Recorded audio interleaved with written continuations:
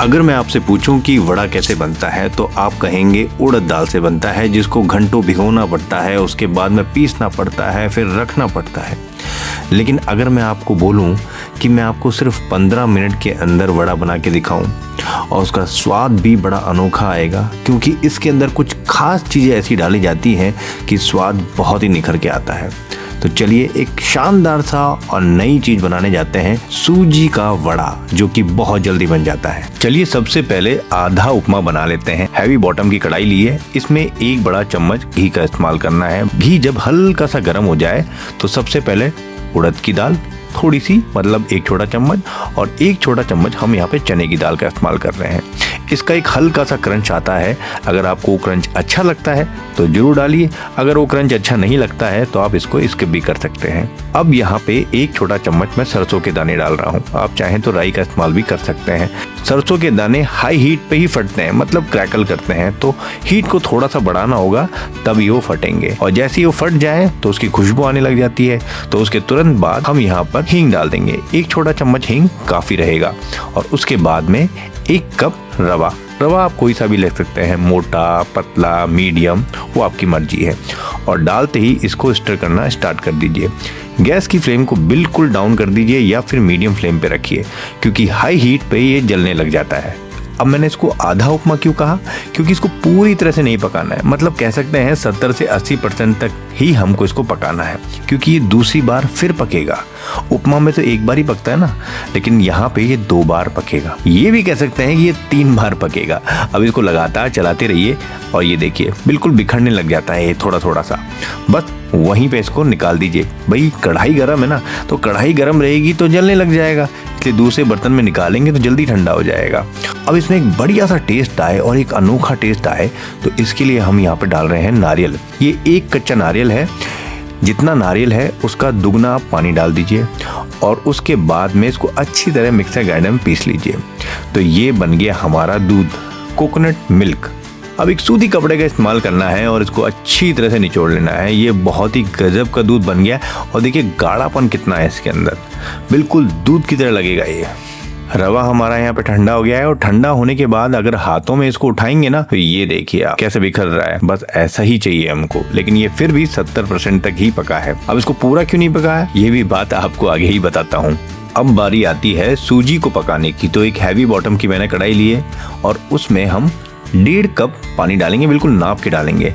वैसे इसमें डलता 2 कप है, उपमा में 3 कप डलता है, इसमें 2 कप डलता है। कितना कंफ्यूज कर रहा हूँ ना, लेकिन इसमें कहने का मतलब ये है कि आपको 1.5 कप पानी डालना है। और इसी के साथ में इसको फ्लेवर देने के लिए आधा इंच अदरक का टुकड़ा, लगभग 5 से 7 करी पत्ता और लगभग 5 से 7 हरी मिर्च, इसको काट के इसमें ऐड कर देंगे। 1 छोटा चम्मच चिली फ्लेक्स, आधा छोटा चम्मच फ्रेश कुटी हुई काली मिर्च। नमक तो बीपी के हिसाब से डालना है और इसको उबालना है लगभग 5 से 7 मिनट, जिससे जो मसाले डाले हैं, हरी मिर्च और करी पत्ता डाला है, इसका एक बढ़िया सा फ्लेवर इस पानी के अंदर आ जाए और आधा कप जो पानी हमने एक्स्ट्रा डाला था वो उड़ भी जाएगा। तो यहाँ पे लगभग 5 से 6 मिनट हो चुके हैं, आधा कप पानी उड़ भी चुका है और अब जो कोकोनट मिल्क हमने बनाया था फ्रेश, वो इसमें ऐड कर देते हैं।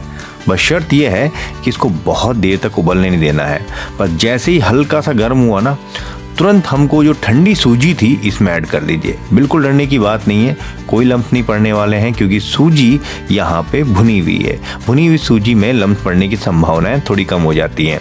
और फटाफट से स्टर कर लीजिए, नहीं लम्स पड़ेंगे। और हाँ, गैस की फ्लेम को थोड़ा सा कम कर लेना, क्योंकि जैसी सूजी पानी में जाती है ना तो छींटे मारने लग जाती है, जैसे हलवा के मारती है ना, वैसे सेम टू सेम।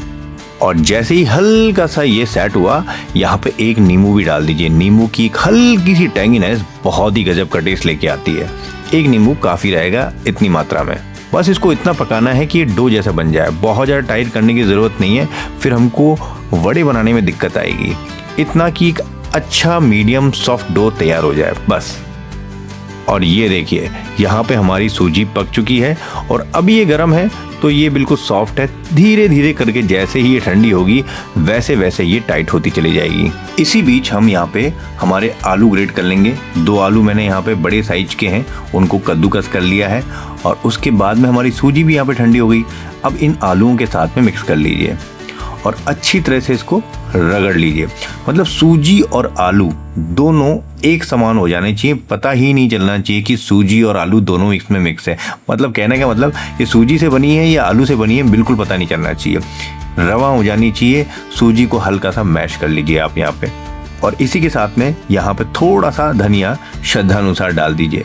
मैं अपनी भावनाओं में बह गया और थोड़ा सा धनिया यहाँ पे ज़्यादा गिर गया मुझसे। वैसे धनिया इतना नहीं डालना चाहिए, क्योंकि तेल में जब फ्राई करते हैं तो धनिया बाहर की तरफ निकल जाता है और तेल को ख़राब करता है। आप ऐसा ना करें। बस इसको अच्छी तरह से रगड़िए और इसको बिल्कुल डो की तरह तैयार कर दीजिए।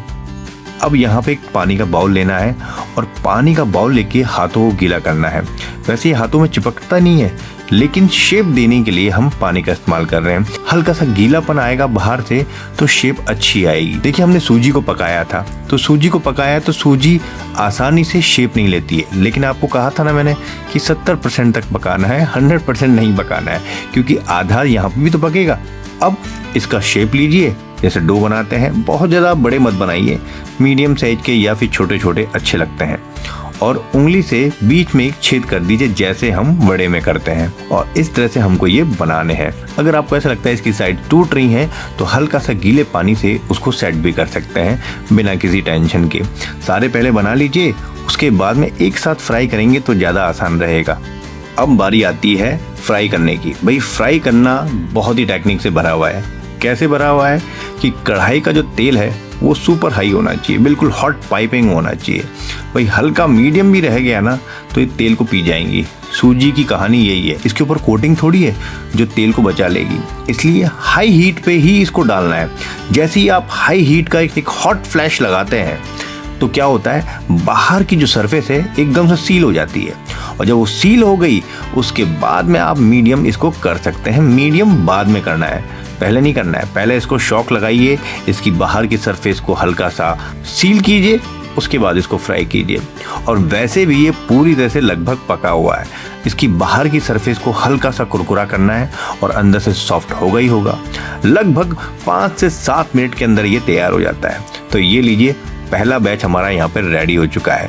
बीच में एक बात का ध्यान रखना है, करछी बीच में मत लगाना, बड़े सॉफ्ट और नाजुक होते हैं। जब तक वो स्टेबल ना हो जाए है 2-3 मिनट के अंदर, उसके बाद ही करछी ऐड करना। और अब देखिए कितना शानदार कलर आया है इसके अंदर। अलटते पलटते हुए 5 से 7 मिनट इसमें लगते हैं और हमारे सूजी के वड़े रेडी हो गए हैं। वो बात कही थी ना, भावनाओं में बह के मैंने धनिया ज़्यादा डाल दिया।